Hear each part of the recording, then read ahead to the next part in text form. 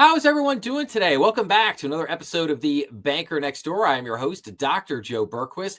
Today, we've got a great interview scheduled with everyone. I have a commercial appraiser coming in here today. I've been waiting for a long time to get a commercial appraisal interview done, and I think I'll have some great information for everyone today. Our guest is going to be Dan Knezevich, commercial appraiser with Quest Realty Advisors, and I'm going to bring Dan in here. So, Dan, how are you doing today, sir?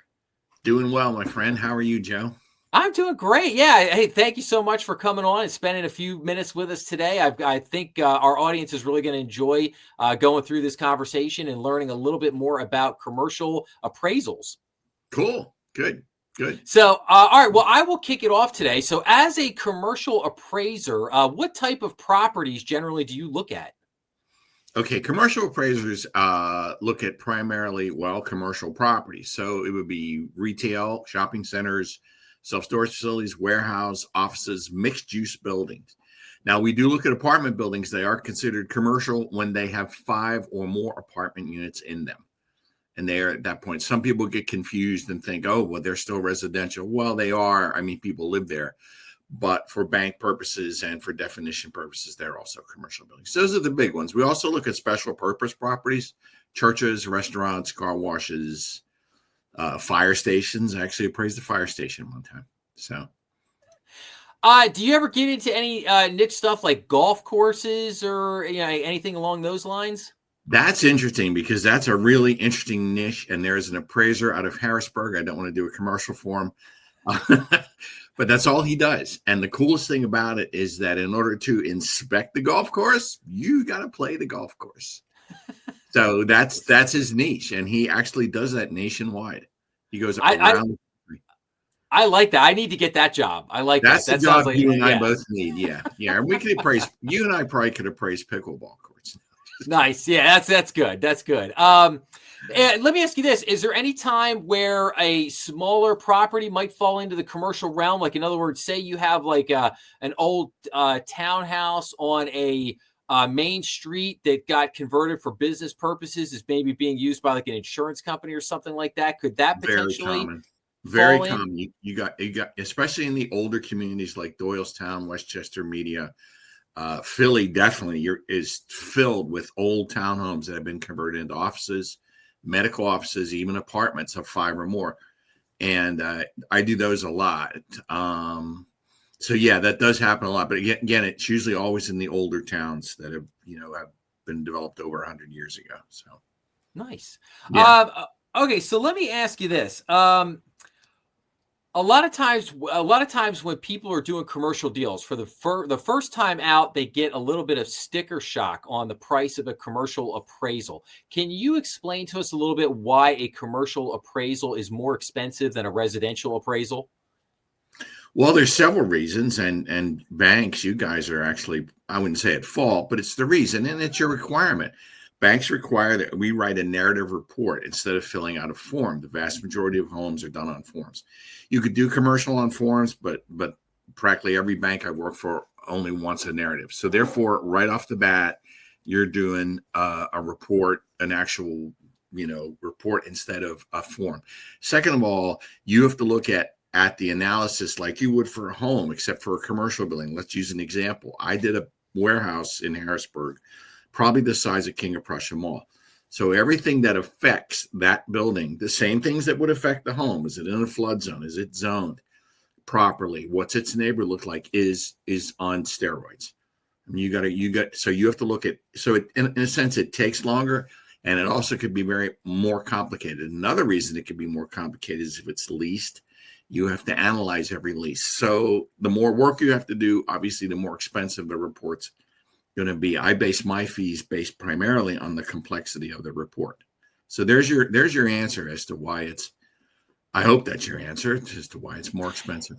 Yeah, no, I think that's exactly what I was looking for. I mean, just it's the commercial report is just a much more complex report. There's demographic information.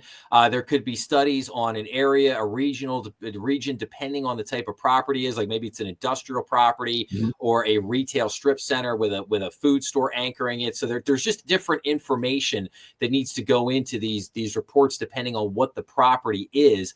And I think this is a good segue into our next question.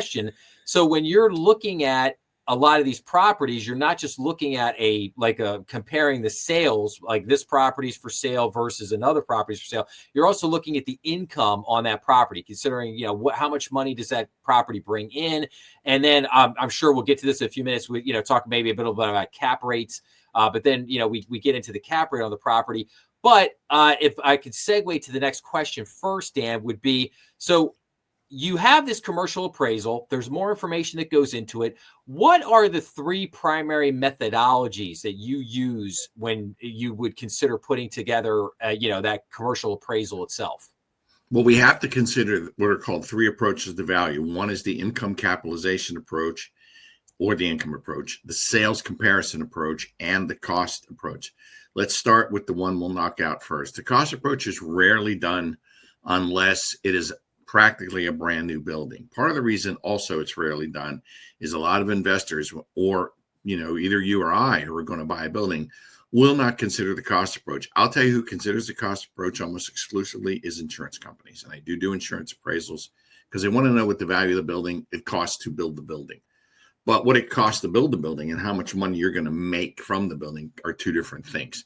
So the second would be the sales approach. Now, depending on the type of property you're looking at, good examples, if you're in the city of Philadelphia, in what I would call hot neighborhoods, where there's a lot of sales of small apartment buildings, you will get a lot of comparable building sales for the property.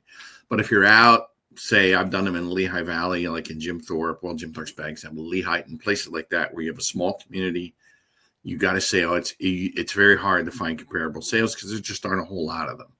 The sales approach is used a lot of times by people who are buying building for non-investment purposes, but it's also used to back up any conclusion I find in the income approach. Now, the income approach basically is the primary approach in investment buildings, large apartment complexes, shopping centers, office buildings, anything where a property is being purchased for an investment. The example I just used of the large warehouse in Harrisburg, that was owner occupied. And so I had to come up with an income approach for it to actually, in that case, check the sales approach. Now, you may not know much about Harrisburg. Harrisburg's a very hot warehouse market. It's literally the center of the Northeast corridor. So it was very easy to find comparable warehouse buildings for that one. So. Nice. No, and a lot of times, so and again, this is just for the audience, for people that again maybe don't see commercial appraisals all the time. A lot of times, what's going to happen is say you're just buying a 30-unit apartment building. Well, the appraiser is going to go out. They're going to do the sales comparison approach, and they're going to do the income approach based on the rent roll and expenses of the property. And what you're ultimately going to end up there with is basically like a blended value between the two. They're going to say, okay, on a sales comparison, it's worth 500,000, and on the income approach is telling us it's worth 510. So you're going to end up with a value of 505 on the property. Like that. That's generally what you're going to see a lot of times. But it's important, I think, for the audience. I think it's very important to understand that there are different methodologies that go into creating that appraisal, and that those different methodologies, they have a big impact on the overall value. And you're going to use those different methodologies at different times, just like you said with the cost approach.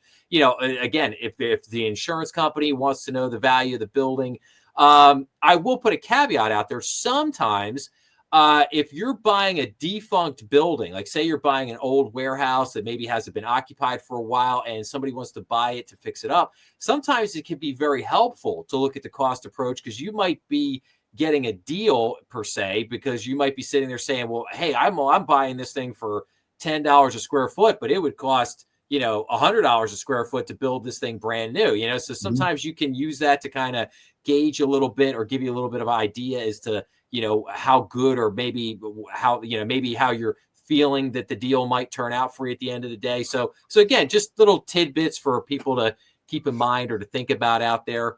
But let me ask you this, Dan. So outside of an appraisal for purchase or refinance purposes, are there any other type of services that you would provide, i.e. like tax assessment disputes or something along those lines?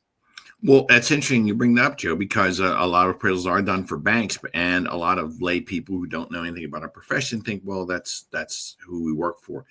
And we do, but I also do a lot of work for law firms. So that would bring in tax assessment appeals on large commercial buildings. We also, with law firms, do estate appraisals. Someone passes away, they leave a portfolio of warehouses or retail buildings. That's done. I'm also done for divorce proceedings in cases where people own commercial property and they're now splitting property. Those are probably the three big ones. What's in our third big? Yeah, those are probably the three big ones. But there's a lot of reasons why you could do it. An example in a commercial would also be, say you and I own the building together, and we amicably decide that we no longer want to continue owning this building and we want to part company. Well, we're going to know what to pay each other. How much are you going to get for the sale of the building? How much am I going to get? It isn't always 50-50. There's a lot of other factors involved. But appraisers also, like you were mentioning, do a lot of work with lawyers. Another group of people we do work for are large investors. Say you own your big investment company, you're snapping up small retail buildings. Well, you might call me and say, I'm looking at this retail building. It's on 611 or wherever in Willow Grove. And before I put in a bid, I want you to tell me what I should bid. So I'll do private appraisal work for that. So we do a lot of that. Actually, I personally do a lot of legal work. So there's another thing we do I should throw in doing legal work. At times you're called into court. And to testify. And I am an expert witness on real estate in the courts. And it's just like, especially if it's a case. I did a case where the tenant sued the landlord claiming the rent was onerous. And I was on the side of the landlord, and I proved through an appraisal that no, his leasing rate was fair based on the market comparables. I had to go to court and testify on behalf of that. So.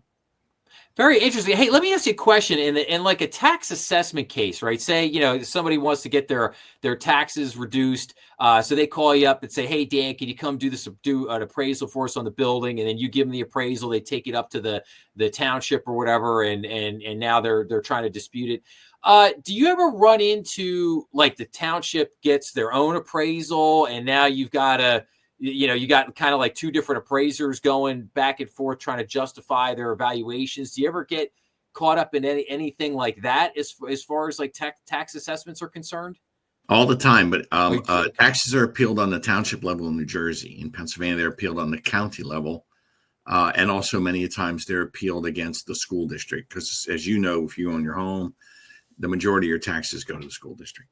But that's very common that they will get an opposing appraisal to prove the opposite, not necessarily the opposite, but prove the difference, so to speak. That's very common. The most of my testifying in court has been on taxes.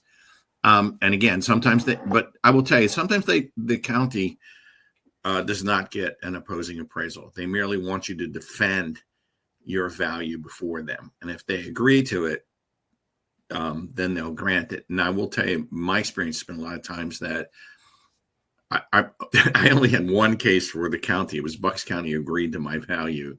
A lot of times what they'll do is they'll horse trade after that. And they'll say, well, the appraiser says it's worth $2 million. We say it's worth $3 million. So we're going to move the assessment down to $2.5 million. I got to tell you the funny story where I agreed to it. It was in Levittown. Walmart had left the shopping center. As you know, now they're mostly all standalones. They don't go in shopping centers. It's very uncommon. There's one in Delaware County. It's like the last of the Mohicans. And we went in the court, and the judges looked at me and they said, well, Walmart vacated. And I'm like, well, I guess we have to grant this appeal. It took like 5 minutes because they realized there's no way they're going to horse trade after a giant like Walmart left and took all this income with him. Yep. So that was the only case where I had a full agreement of my appraisal. So interesting. Yeah, no, I mean, like I said, it gets very interesting. And I think that, again, if you're in the commercial world, you understand that sometimes a lot of these, particularly a lot of bigger commercial properties, I mean, their property taxes can be enormous. I mean, sometimes they can be millions of dollars a year. And especially like if you're in Philadelphia or something like that, you got some big office building down there. It could be, Yep. so it can behoove you if you're, if you've got a property that's like, I don't know, 70% vacant, and maybe you're trying to reposition that property, or maybe you're going to tear the property down and build something else. So as an investor or a developer, sometimes it could be really worthwhile to go in and appeal those taxes and basically say, hey, listen, I'm trying to do this or that. And it could save you for what you're going to spend to have a lawyer and spend for an appraisal and that kind of stuff. Like, you could still save yourself a lot of money by going through that process if you can win the tax appeal. So again, very, very interesting stuff. A lot of people don't know that there's a lot of different things like that go on in the commercial real estate world that, that again, just different things that happen. So, all right, Dan, well, let me ask you this. If we can we get into your background just for a few minutes? Like, can you tell us a little bit about, how did you become an appraiser? How did you get into this? How did you start Quest Realty Advisors? Like, how did all that come to be? Oh, gee. So I'll have to give you the summary story of it. Okay. So I graduated with a master's in urban planning and landed in the city of Philadelphia and started working for them in the Department of Housing. And then I transitioned out of that into a private company that was a development company. Now, back in those days, as you know, you're in the bank system now. The banks actually permitted the clients to pick their appraisers. So I had my job in the development company. One of my things to do was to choose the appraisers for our development projects that we were doing. We were developing high-end properties in Center City. So long story short, I got laid off, and I knew that appraisers network a lot just by the nature of our job. Okay. And we still do. So I started sending my resume to appraisers. This is pre-internet days. And an appraiser called me up and he said, I want to meet you and have a coffee and talk about what you're looking for. And he sat me down and he said, I am inundated right now with appraisal work. He said, I don't have enough staff. He said, you could speak appraisal language. Why don't you come just work for me temporarily? Well, that was 35 years ago. So I didn't even want to do it. I didn't even like appraising initially, but as I started doing it, I started to enjoy it. And I also, at the time, the internet was just starting, laptops were coming in, and I thought, wow, this could be a really great gig in the long run, because you could work from home, you could work on the go. Now with the internet, you can work from anywhere. So that's how that started. So I worked for him. I worked for other companies, I would say maybe 10 years or so, and slowly and gradually built up my own book, if you want to call it that, and went out and started Quest Realty Advisors on my own after that. And I guess the rest is history. So, no, it's a good story, Dan. It really is. And, it's very interesting, Dan. I find the appraisal industry is one of those industries that I've looked at, along with a number of others, where I think the average age of a commercial appraiser is 57 years old, something like that. Mm-hmm. And I find it interesting because of what you just described. Like, I happen to think that I think being an appraiser is a great profession. I think it's a great gig, and, provides you with a lot of flexibility to do a lot of, different things. And again, I would think that a lot of people would be, would find it very appealing. So it's just it's just one of those interesting things to me that I've noted over the years, that hopefully there's some young people out here that are listening to this that basically, hey, if you want a nice job that's a really good gig, like go think about becoming a commercial appraiser. It's a good job. There are some. Yeah, I'm sure. I hope there are too. Very few schools offer degrees. I think the University of Wisconsin is one of them, but very few schools offer degrees. I had a degree in urban planning with a real estate emphasis. So I already had, and I worked for the Department of Housing in Philly. So I had started to develop a lot of real estate, experience by the time I became an appraiser. So. Okay, nice. I like it. Yeah. Okay, well, my last two questions for you here, Dan, are questions that I like to ask of every guest out there, and that is, do you have a favorite business book, and do you have a favorite business-related movie, like maybe something like Wall Street or The Big Short, something along those lines? Well, the business book I have is actually probably out of print. It was called How to Swim with the Sharks and Stay Alive. I don't know if you remember, you're a little younger than me. It was in the 90s. And what it was a series of like almost like daily meditations on business. But they were so practical and they were so down there. The guy was not pie in the sky in the least. And again, I don't know if it's still in print. The other one I had, which is also well over 10 years old, was Free Agent Nation by Daniel Pink. He's the one that actually inspired me to start my company, because he talked about how the technological revolution, we were just at the beginning of it, and it was going to free all of us to work where and when we wanted. Now, my favorite business movie, you're going to kind of laugh at, but if you think about it, it is a business movie. It's The Godfather. Yeah. They're in a business. They run an olive oil company and a few other things. But I think that's great. Yes, I think that's very interesting, because I think you make a great point there, Dan, that a lot of people don't really think of those, not just the first one, but the second one, the third, but people don't really think of those movies in that regard. But yeah, I think you're absolutely correct in that. Very I think much a business movie. Now, very much a business movie. Yes. I don't employ some of the practices although I'd like to. Well, my favorite line from that movie was always, leave the gun, pick up the cannolis. Yeah.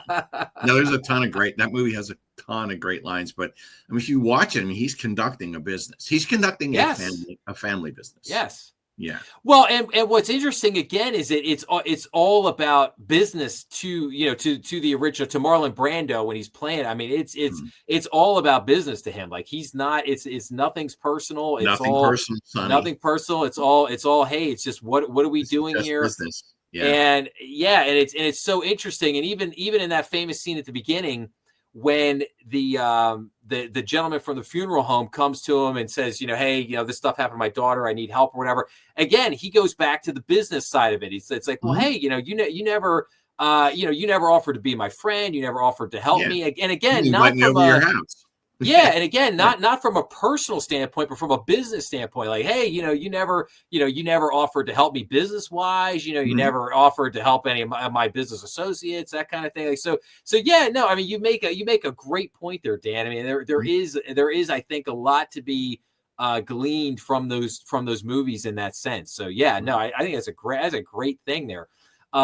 So great. No, also those are, I thank you for that, Dan. Those are some great recommendations that I think you gave the audience members some good things to think about there.